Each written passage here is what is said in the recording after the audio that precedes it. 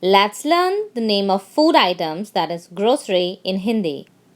Grocery means ki-ra-na, kirana. The English names are given in the left column. Let's learn what we call them in Hindi. Pa-ni, pani. दूध, दूध. चाय, चाय. दाल, दाल. चावल, चावल.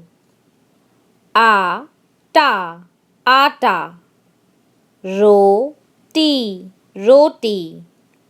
सब्जी, सब्जी, सब्जी.